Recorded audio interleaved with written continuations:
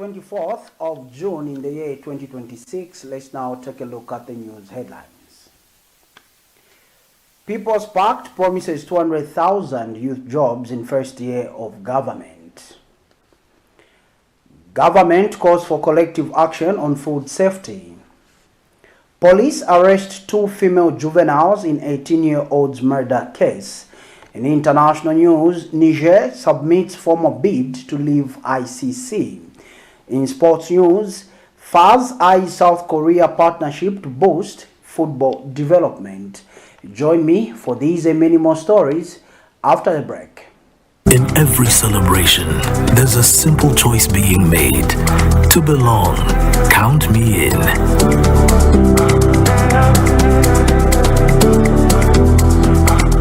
In moments of love and promises for tomorrow, count me in.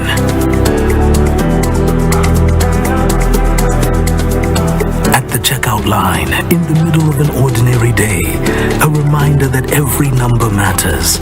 Count me in.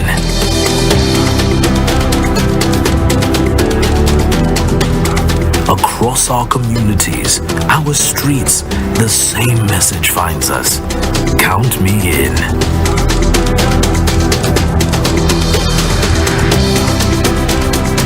From the everyday worker to the hands shaping our future every day, the call is the same. Count me in.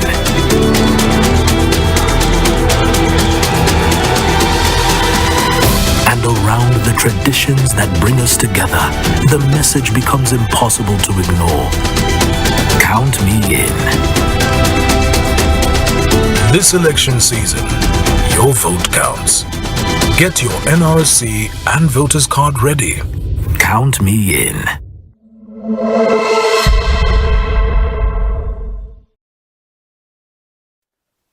Camnet TV main news now showing on Topstar channel 106, streaming live on Facebook, YouTube, as well as the Kenstream app and the QTV app.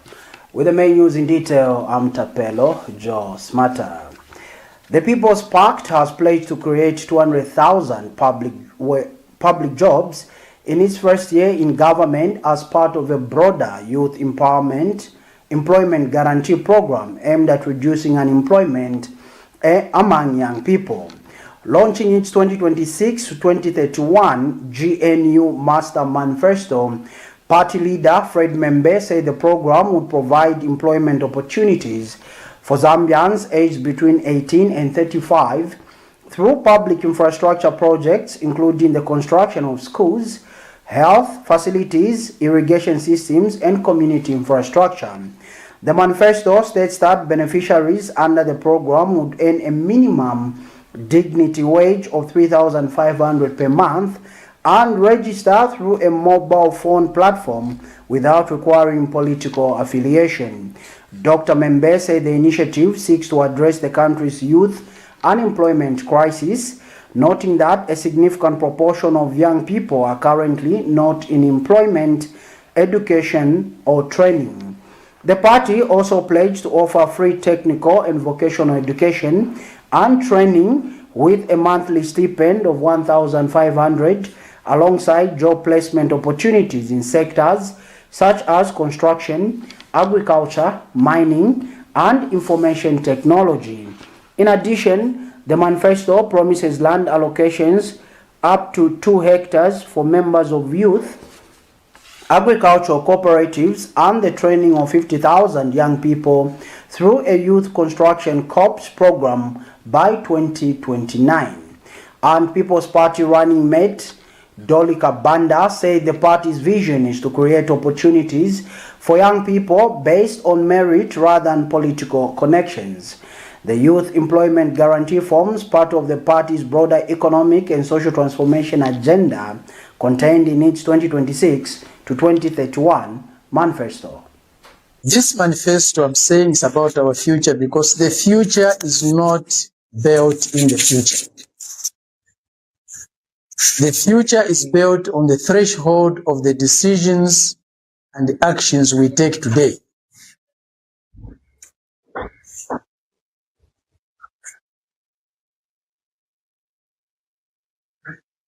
When you have sovereignty over your economy, you have sovereignty over your destiny. Nobody tells you how much to allocate to education. Nobody tells you how much to allocate to health services. Nobody tells you how much to allocate agriculture. Nobody tells you how much to allocate to infrastructure. You make these decisions yourself. I was pleased to find that the manifesto actually speaks to the reasons and the drivers of why I entered this race and why I have ended up with the Government of National Unity under the People's PACT running through the Socialist Party. I urge us all as Zambians to be objective when we go through this document. Much has been said. I just want to say the future is not about us most at this table. I think my fellow lady is the baby here.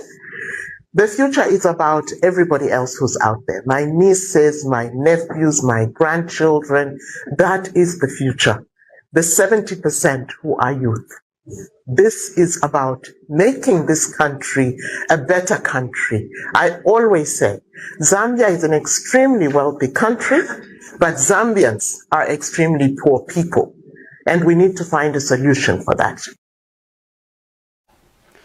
Food safety can only be achieved through collective action by everyone involved in the food value chain, stakeholders have been told. Speaking during commemorations of Food Safety Day, Dr. Musaka Mwenechanya, Senior Medical Superintendent, urged farmers, food processors, distributors, retailers, and consumers to embrace food safety practices at every stage of food production and consumption. Dr. Mwenechanya said food safety requires productive action from all actors, beginning with farmers and producers, through processors and distributors, and ending with consumers in their homes. He stressed that food safety must be observed during production, processing, distribution, sale, preparation, and consumption of food to protect public health and ensure access to safe and nutritious meals. And Food Agriculture Organization said that embracing good food safety practices can help reduce food losses, improve food quality, and protect consumers from foodborne illnesses. He said stronger food safety measures would also contribute to building more sustainable, resilient, and inclusive food systems. Meanwhile, Ministry of Education Assistant Director for School Health and Nutrition, Mebin Lulu, commended efforts by the government, the Food and Agriculture Organization, FAO, and other partners to strengthen food safety policies, standards, and regulatory systems.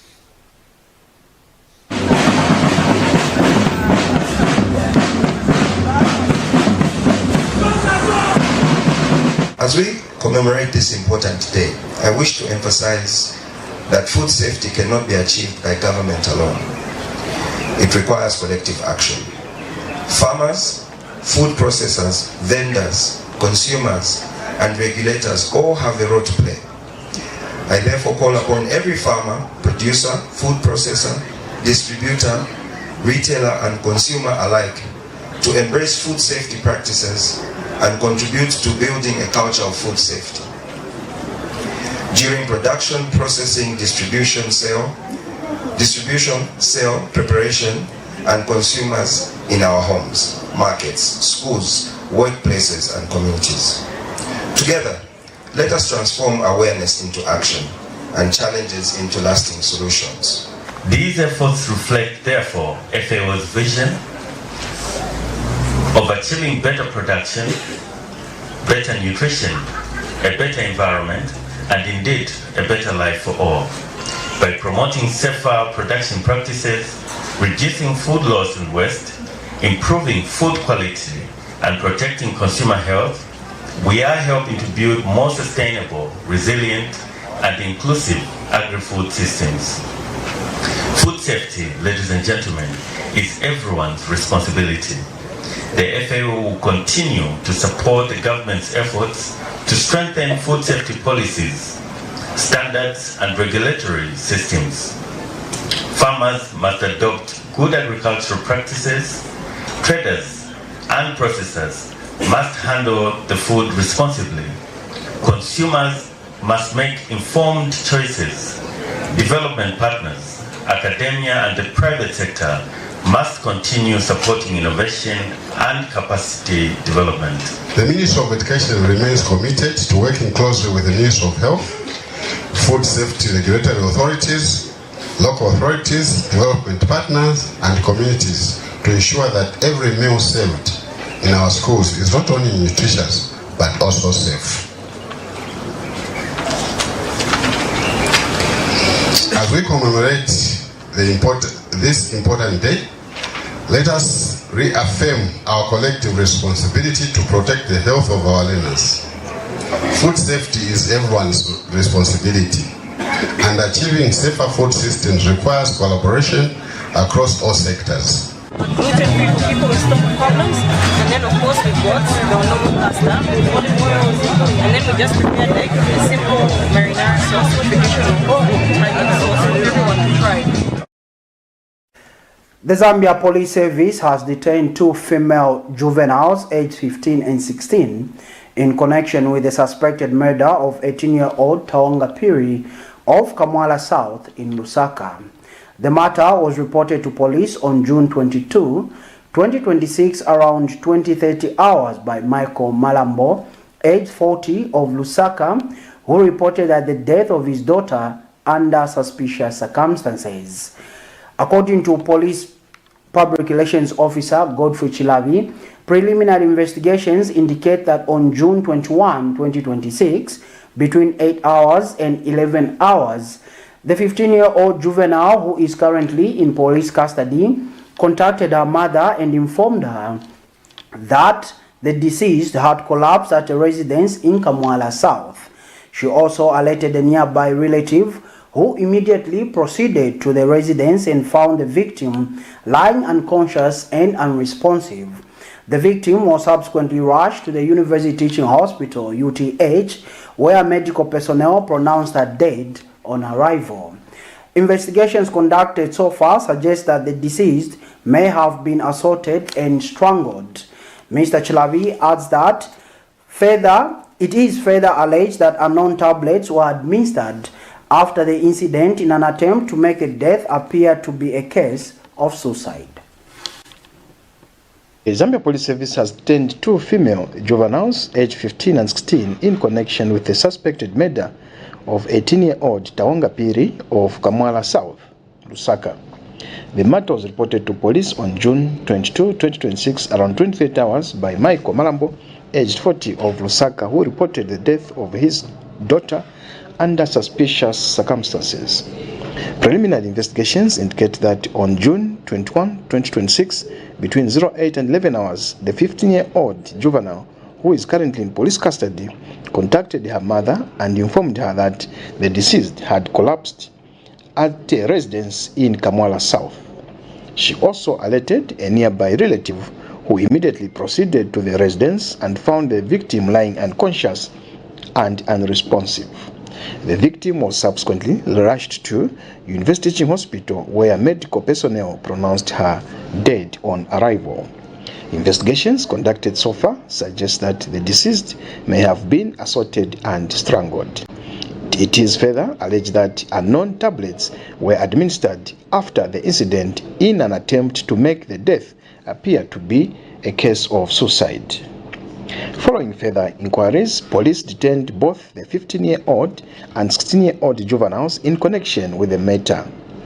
The body of the deceased has been deposited in the University Teaching Hospital mortuary pending a post-mortem examination to determine the exact cause of death.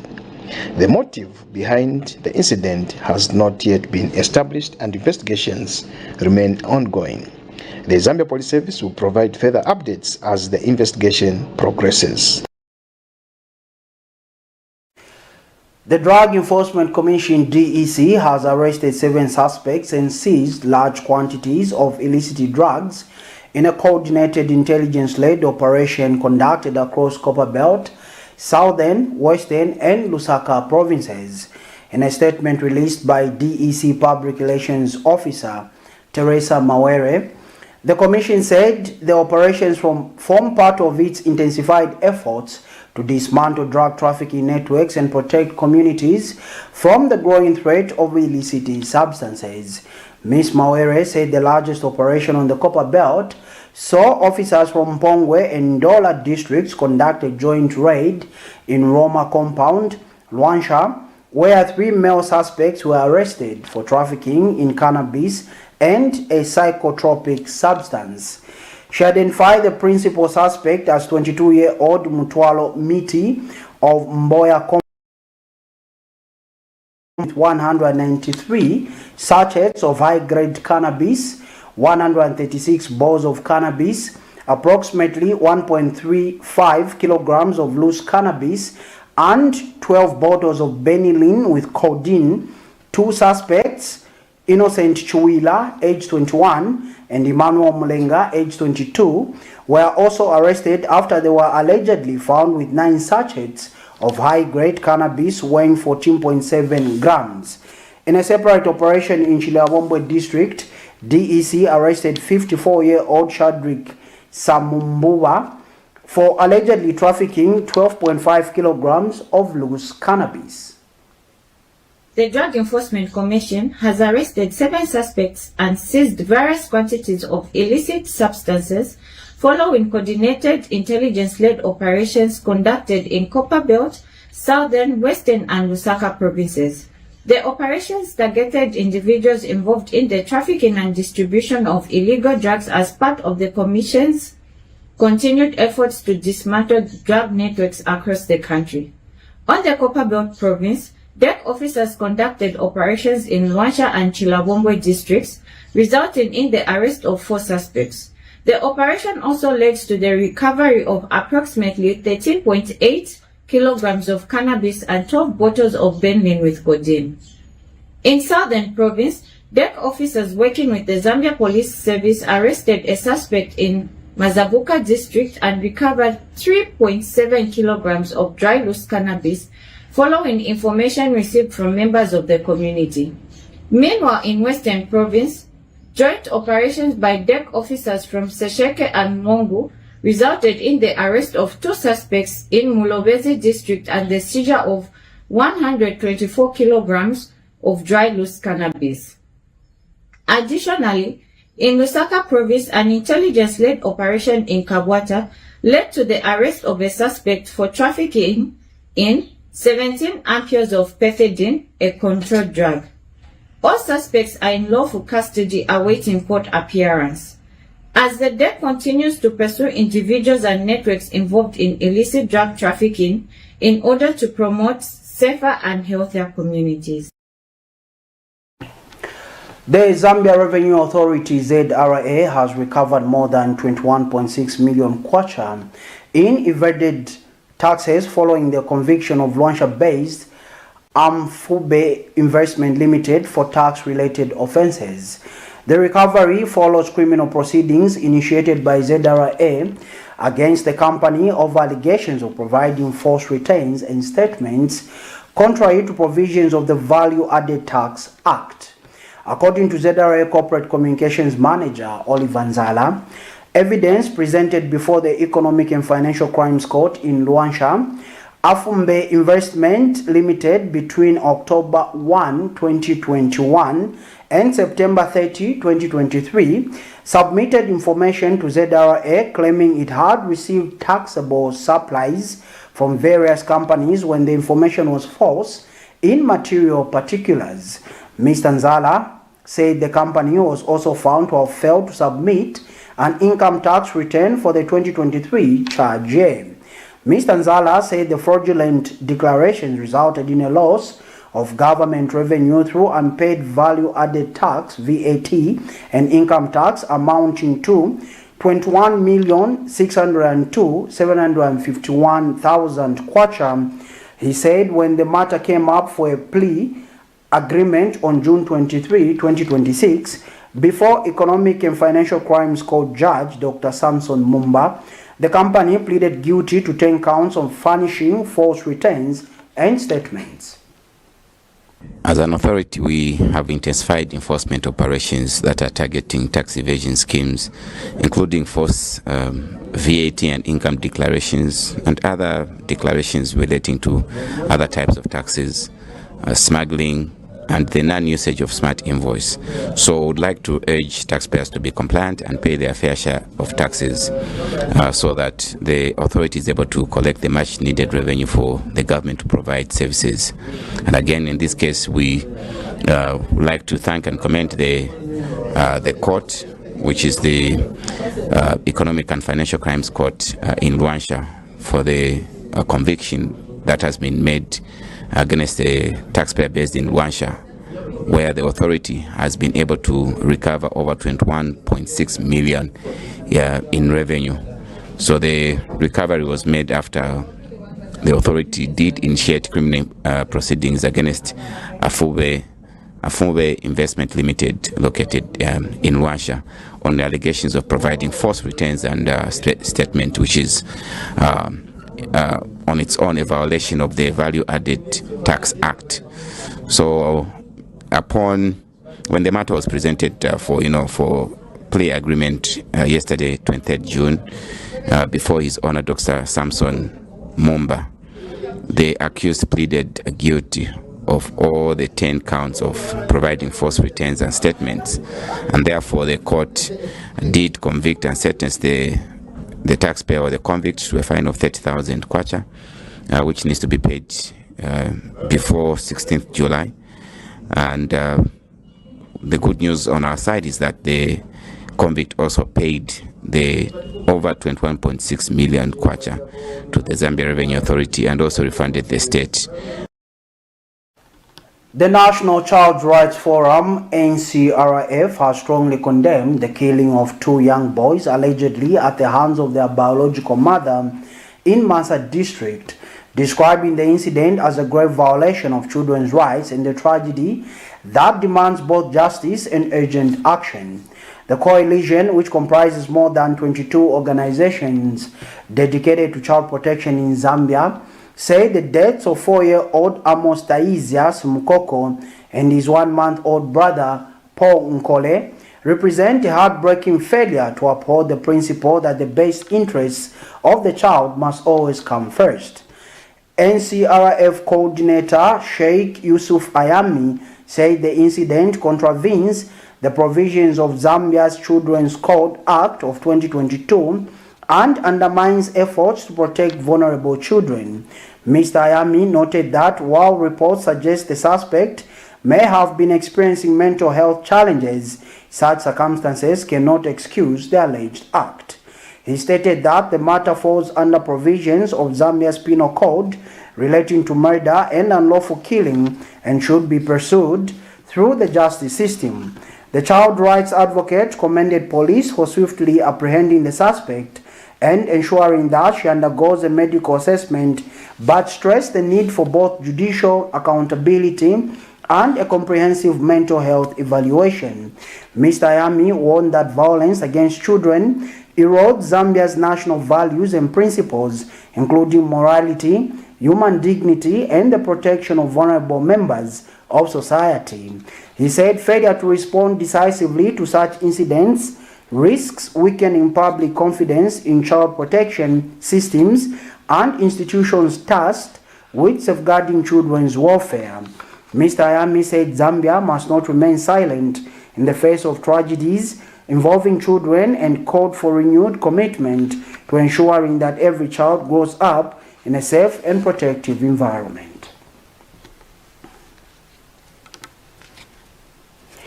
The Empowered Community is Helping Others, ECHO, a member of the Zambia NGO Wash Forum, has refurbished 821 boreholes in Central Province. Executive Director Mubyana Muyangwa stated that the organization has been operating in the province for over 5 years and is active in all districts except Kabwe. He observed that 2 main projects have been undertaken, with one focusing on borehole rehabilitation and the other on strengthening community structures.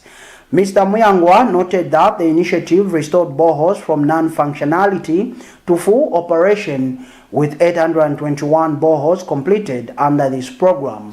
He advanced that pump minders in local areas were trained to strengthen community capacity and ensure sustainability.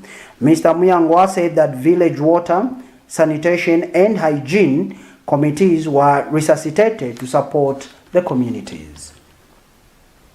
We've been operating in Central Province now for 5 years, and we are operating in all the districts except Ikawe.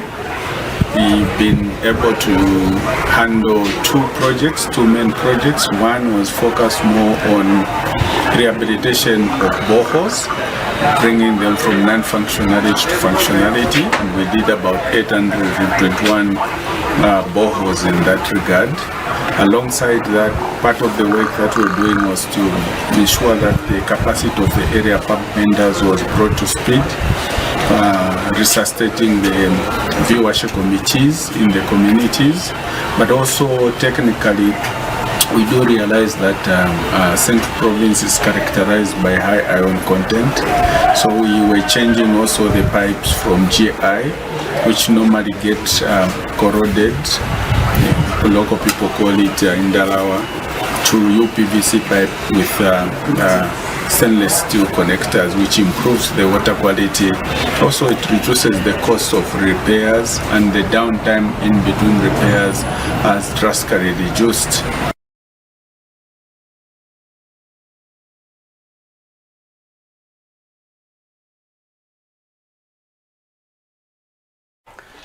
And that particular story from Central Province takes us to our first set of commercials. But do join us.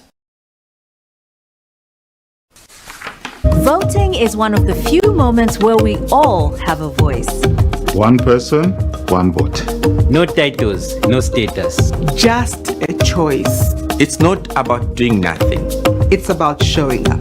Because your vote matters. It's easy. It's important. It's ours. Count me in. Count me in. Count me in. Count me in. Count me in. Count me in.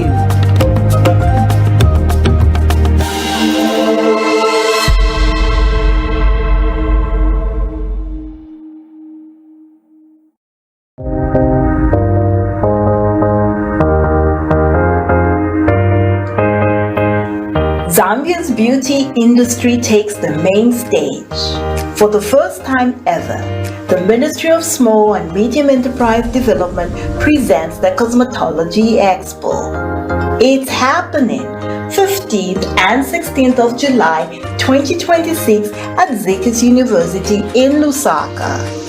Whether you sell, supply, train or transform, it's your free moment to get seen. Hairdressers, makeup artists, wig makers, nail technicians, spa owners, skin and hair product producers, equipment suppliers, this is your stage. Show off your skills, showcase your products and equipment, and run live demos for hundreds of industry players. Sponsorship opportunities are now open for brands looking to connect directly with Zambia's beauty and cosmetology sector. Connect, collaborate, grow your business. Exhibitor slots are limited and by application only. Register now via the link in the caption. For inquiries, call 0979 152 742 or 0968 323 558. Join the Ministry of Small and Medium Enterprise Development in making history by being part of the first Cosmetology Expo.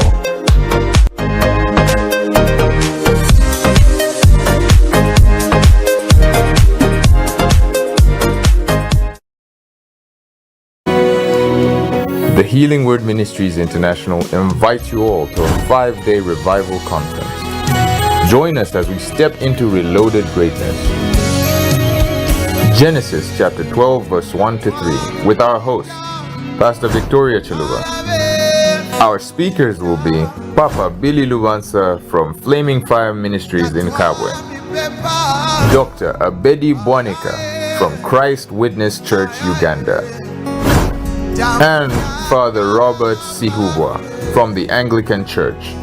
Our venue is at the Healing Word Ministries International in Ibex Hill off of Kablonga Road. The gathering is on the 2nd of July from 17 hours to 20 hours. Also, on the 3rd to the 7th of July from 9 hours to 16 hours.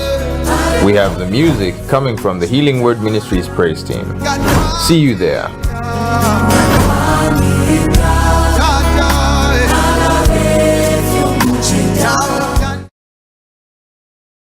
There comes a moment when ordinary ends and greatness begins. The Healing Word Ministries International proudly invites you to a powerful 5 days revival conference. Theme, Stepping into Reloaded Greatness. Genesis chapter 12 verse 1 to 3, hosted by Pastor Victoria Chaluba alongside anointed ministers of God, Papa Billy Lubansa of Flaming Fire Ministries, Kabwe, Dr. Abedi Bwanika from Christ Witness Church, Uganda, and Father Robert Sihubwa of the Anglican Church in Zambia. Come expecting healing, breakthrough, restoration, and divine direction. This is not just a conference. This is your moment of transformation. Beginning 2nd July at HWMI with powerful worship by the HWMI praise team. Don't miss what God is about to do. See you there.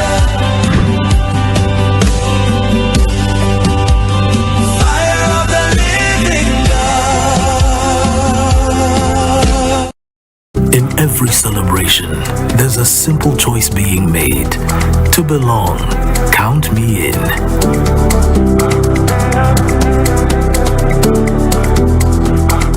In moments of love and promises for tomorrow, count me in.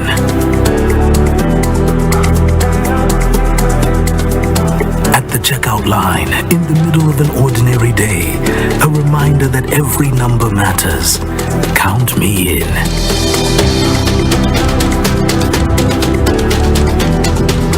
Across our communities, our streets, the same message finds us.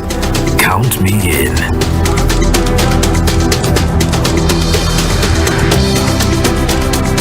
From the everyday worker to the hands shaping our future every day, the call is the same. Count me in.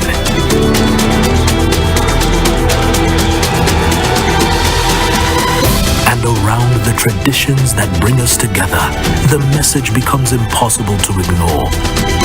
Count me in. This election season, your vote counts. Get your NRC and voters card ready. Count me in.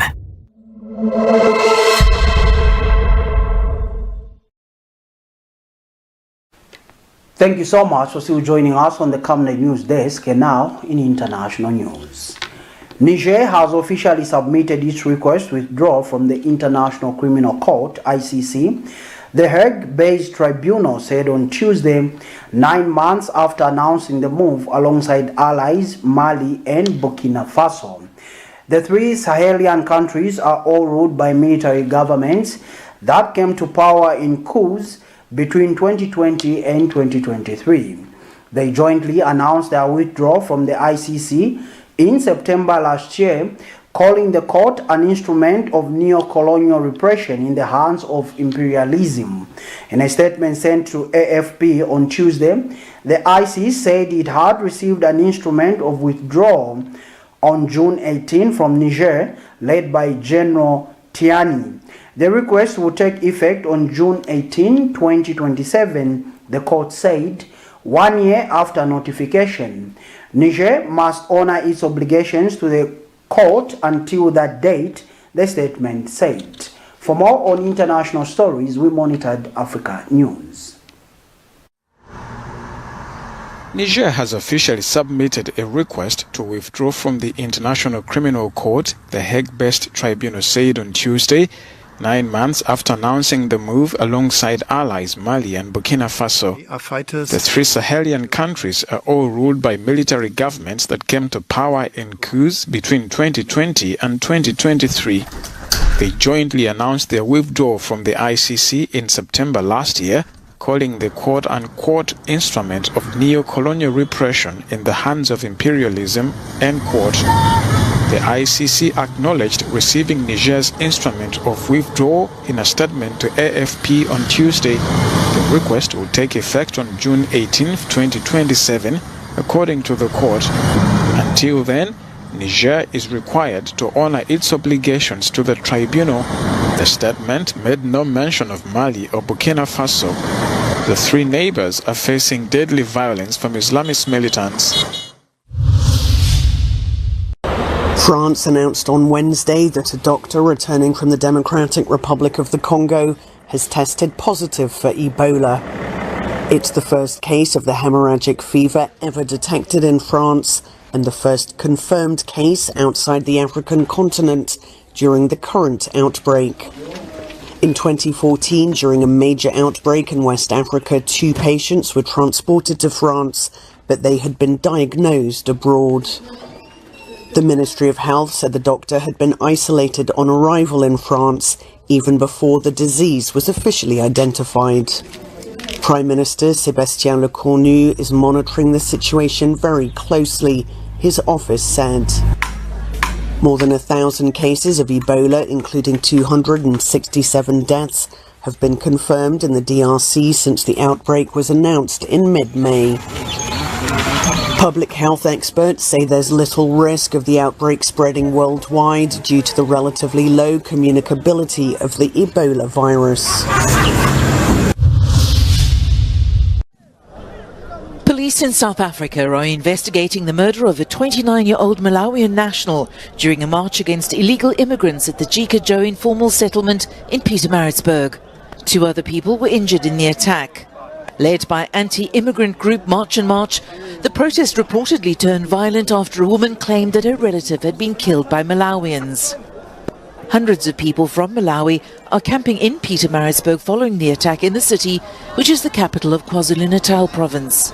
Another group is sheltered in nearby Durban, awaiting repatriation as efforts to send them home continue. March and March has been increasingly vocal in recent months, coordinating mass protests and setting a 30th of June deadline for all undocumented foreigners to leave the country. The ultimatum has no legal backing, but has already led thousands of people from other African nations, including Ghana, Nigeria, Malawi and Mozambique, to flee.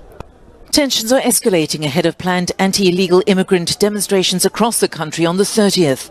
Law enforcement has ramped up its operational readiness across all 9 provinces, with plans in place to protect communities, infrastructure and public spaces.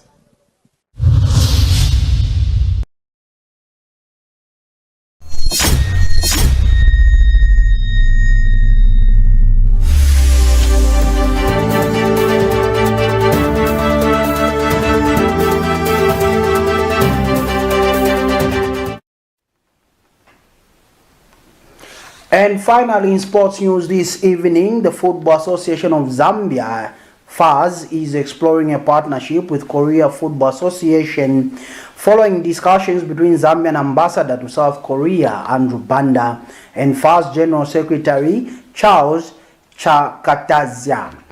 The talks, held during a breakfast meeting at Lusaka's Sarova Hotel, focused on opportunities for collaboration aimed at strengthening football development in Zambia. Mr. Banda said the Zambian embassy in South Korea was ready to facilitate engagement between FAZ and the Korea Football Association, describing the initiative as an opportunity to advance Zambia's sporting interests while honoring the legacy of his late father, former President Rupia Banda. Mr. Banda said there is an opportunity for FAZ to work with the Football Association of Korea through the Embassy of Zambia and to honor the people of Zambia and the legacy of Arabi. He revealed that he had already asked FAZ to formally write to the Korean Football Association to pave the way for cooperation.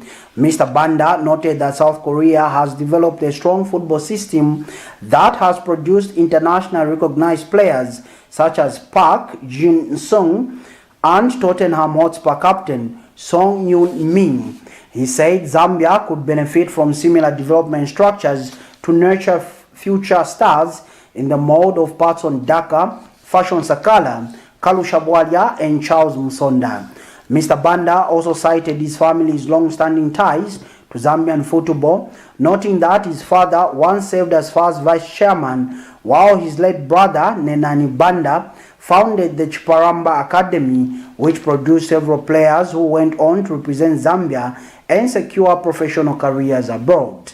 Meanwhile, Chaka Tazia welcomed the proposed collaboration, saying FAZ was keen to broaden the initiative beyond Eastern Province, where Mr. Banda had already initiated football development discussions.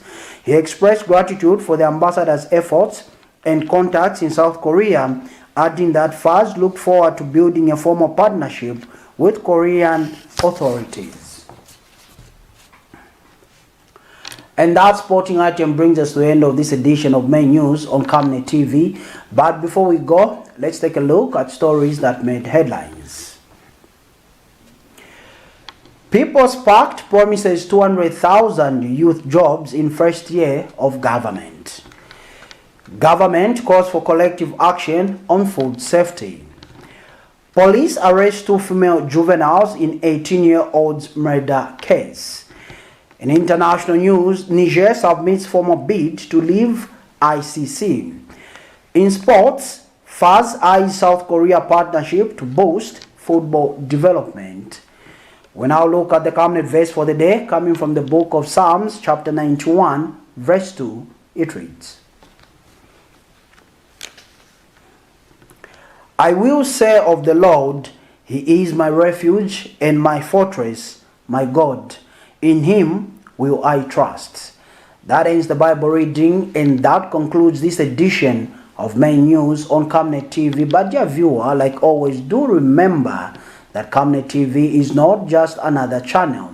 Now showing on Topstar channel 106, streaming live on Facebook, YouTube, Kenstream app, and on the QTV app.